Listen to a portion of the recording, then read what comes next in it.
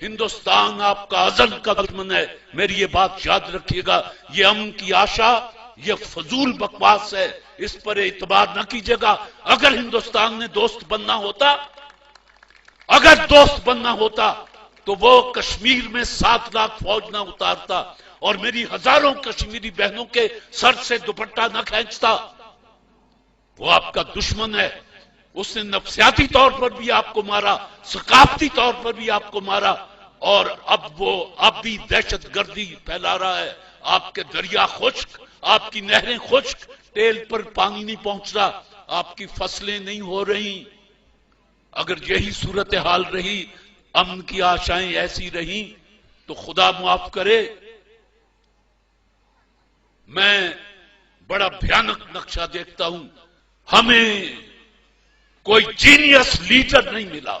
آج لوگ 2 سڑکیں بنا کے، 4 پل بنا کے، 2 تالاب بنا کے، اور بڑے فخر سے اخبارات میں تصویریں چھپواتے ہیں اور بڑے بڑے بیانات دیتے ہیں۔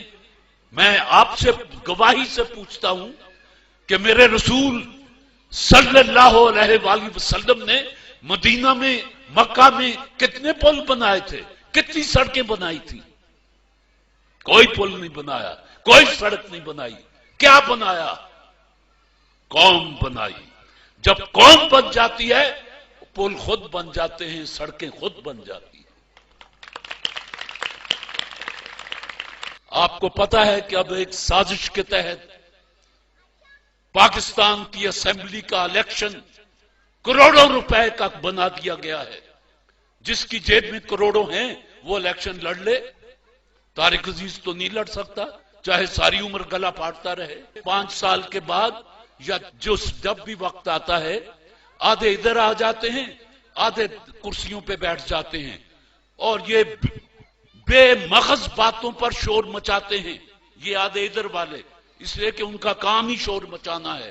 ادھر والے تسلی دیتے رہتے ہیں ہار پھول پہن کے کہ اگلے سال ہم یہ کر دیں گے، اس کے اگلے سال یہ کر دیں گے، اور دیکھو ہم نے یہ کیا تھا گے ہے نہیں کہیں ان کے پاس، یا تو تھا اور ان کی اپنی طرز زندگی۔ ہائے، آج عطا اللہ شاہ بخاری یاد آتا ہے، اس کو جب کہا گیا کہ مسلم لیگ میں آ، اس نے ایک بات کہی، اور درویش کی بات کتنی سچی تھی۔ اس نے کہا جو لوگ اپنی یہ 2.5 من کی لاش پر اسلام نافذ نہیں کر سکتے، وہ یہ 15 کروڑ انسانوں پر اسلام نافذ کریں گے۔ یہ عطا اللہ شاہ بخاری مرحوم ملتان میں آسودہ خاک ہیں، یہ ان کا کہا ہوا فکرہ ہے۔ میرے رسول صلی اللہ علیہ وآلہ وسلم نے ایک ارشاد فرمایا تھا، یہ حدیث نبوی ہے، کہ دیکھو اپنے درمیان طبقات پیدا نہ ہونے دینا ورنہ تباہ ہو جاؤ گے۔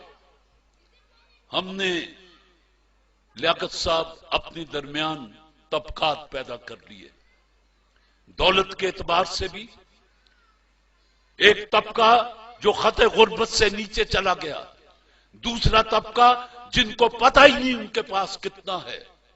طبقات، تعلیمی نظام 4-4، 5-5، اس 7,96,095 مربع کلومیٹر جس کو پاکستان کہیں، یہاں 5-5 نظام تعلیم چلے، قوم کیسے بنتی؟ وہ یگانگت کیسے آتی؟ وہ یکجہتی کیسے پیدا ہوتی؟ غریب کا بچہ تپڑوں والے سکول میں، اور اس کو ڈیل کرنے والے قصائیوں جیسے چہرے والے ماسٹر، اور بعض ایچسن میں، برن ہال میں، جی سی میں، اور ادھر اسلامیہ سکول، ادھر مولوی بیٹھا صرف قرآن اور حدیث ناظرہ پڑھا رہا ہے، ترجمہ نہیں بتا رہا، اس کو خود نہیں آتا۔ یہ زبان سے لا الہ کہہ دینا، اقبال کہتا ہے کچھ نہیں، دل و نگاہ مسلمان نہیں تو کچھ بھی نہیں۔ تو جن کو پتہ ہی نہیں وہ کیا پڑھ رہے ہیں، تو اس سے زیادہ قرآن کی بے حرمتی آپ اور کیا کر سکتے ہیں کہ 5 وقت پڑھتے ہیں، کوئی پوچھے کیا پڑھ کے آیا ہے، آپ کہیں کہ یار قرآن پڑھ کے آیا ہوں. کیا پڑھا؟ قرآن. بے کیا سمجھا؟ کیا پایا؟ ثواب. اس میں لکھا ہوا کیا ہے؟ اللہ جانے. جیدی کتاب ہے وہ تو جانتا ہی ہے، اللہ جانے.